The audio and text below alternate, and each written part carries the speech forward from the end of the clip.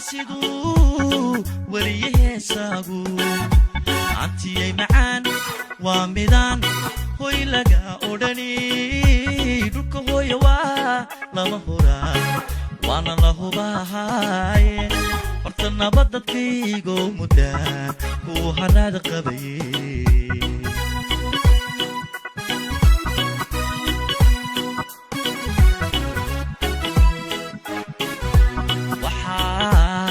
horeybaloo yidhi alla siduu wariyahaysagu antiyay macaan waa midaan hoy laga odhani dhulka hooya waa lama huraan waana la hubaahaye horta nabadadkaygo mudaan kuu haraad qabaye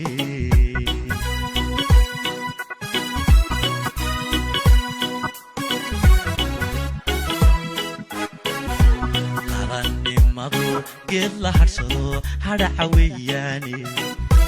hanaan socodka nabadiyo nimcada lagu halmaalayo midnimada habboon iyo shacbigu wada jirku haysto alla guulaha aad soo hoysabay ugu horeeyaane halyaygii jabuuto alla halyaygii jabuutow ducaan kaaga dhiga hiile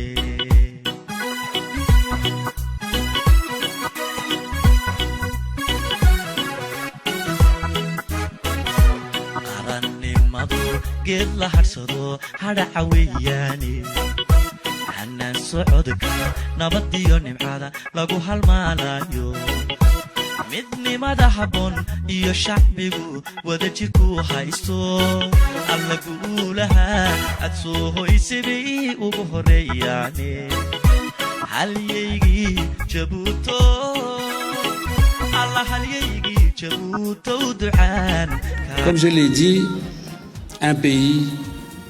c'est comme une maison. Cela se construit sur des fondations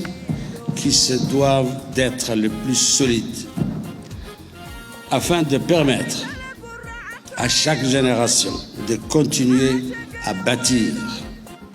toujours plus haut. Ces fondations sont nos valeurs communes, celles qui garantissent à chaque Djiboutienne et Djiboutien sa place à part entière dans la société. Les projets de société sont un à eux comme ces briques qui forment les murs. Dans le Rassemblement populaire pour le progrès,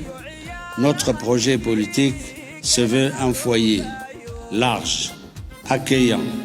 au fondement solide, un foyer qui rassure. Un foyer rassurant par les valeurs qu'il défend, rassurant par la constance de ses dirigeants et qui laisse à chacun, grâce au respect du pluralisme, le soin d'apporter sa pierre à l'édifice.